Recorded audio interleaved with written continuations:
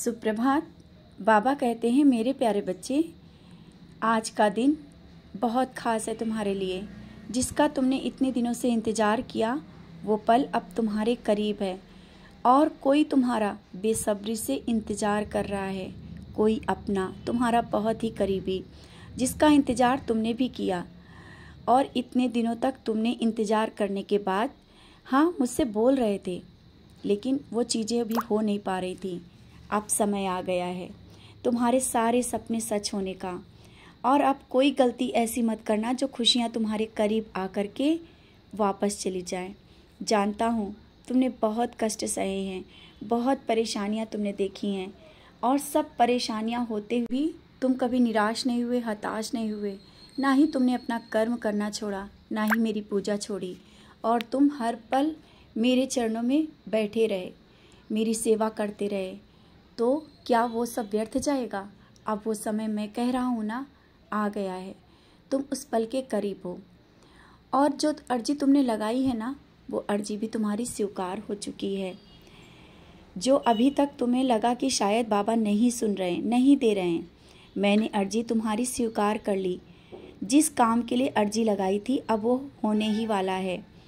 और क्यों, जब किसी की बातें होती हैं तो तुम वहाँ पर रुक जाते हो, उनकी बातें सुनने लगते हो, और भले ही बात कहते नहीं हो लेकिन सुनते तो हो ना। इधर उधर की बातें होती हैं, वहाँ रुक जाते हो। ये सब व्यर्थ की बातों में पड़कर अपनी पूजा और समय को व्यर्थ करते हो, अपने कर्मों को व्यर्थ करने लगते हो, खराब करने लगते हो। वहाँ से हट जाओ। जानता हूँ तुम्हारा मन वहाँ नहीं लगता है जहाँ इस तरह की बातें होती हैं या किसी की बातें चल रही होती हैं। तुम जानते हो ये गलत है, फिर भी समाज के डर से तुम रुकते हो। लेकिन मैं कह रहा हूँ किसी से डरने की कोई ज़रूरत नहीं। वहाँ से हट जाओ, दूर हो जाओ, और हाँ और ना उसमें भी तुम कोई जवाब मत दो। हाँ, जो सही है, जो गलत है, जो निर्णय है सही वही लो।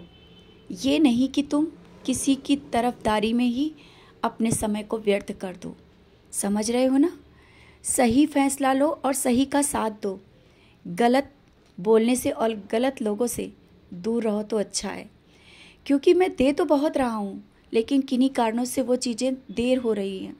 वो कारण तुम समझ गए होगे आज जो मैंने तुमसे कहा। इन चीज़ों को संभाल लो। बहुत कुछ मैं देना चाहता हूँ तुम्हें, बहुत कुछ मैंने सोच के रखा है तुम्हारे भविष्य के लिए, और मैंने तुमको ऐसे ही नहीं चुना है। तुम किस तरह से मेरे करीब आए शायद ये याद कर सकते हो।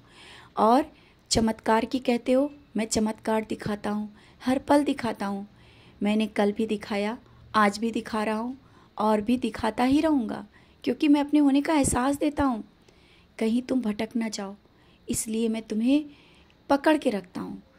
और तुम मेरे बच्चे हो, तुम कभी वो चीज़ें गलत कर नहीं सकते हो, ना ही गलत रास्ते पे जा सकते हो, ना भटक सकते हो। लेकिन छोटी छोटी चीज़ों से मन भटकाव में आ जाता है।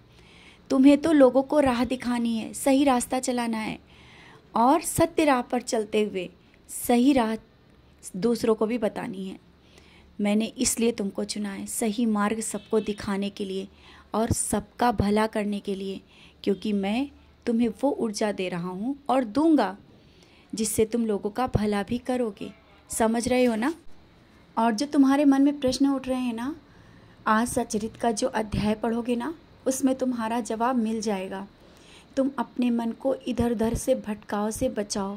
तुम एक जगह बैठो, मुझे याद करो। मुझे जो तुम बोल रहे हो ना, मैं सुन रहा हूँ। हाँ, समय लग रहा है। अगर अभी तक जो समय लगा है ना, उसमें अपने मन को ये मत करो कि तुमने जो कहा वो मैंने सुना नहीं। मैंने सुना, और वो सब बहुत जल्दी पूरा होगा। कुछ चीज़ें ऐसी हैं जो हाँ देर हो सकती हैं, लेकिन वो पूरी अवश्य होंगी। मैं हूँ तुम्हारे घर में, तुम्हारे हृदय में हर पल वास करता हूँ। किसी से कहने की कोई ज़रूरत नहीं कि बाबा सुन रहे हैं, मेरी सुनेंगे या नहीं सुनेंगे। तुम्हें क्या लगता है मैं नहीं सुन रहा हूँ या मैं नहीं हूँ?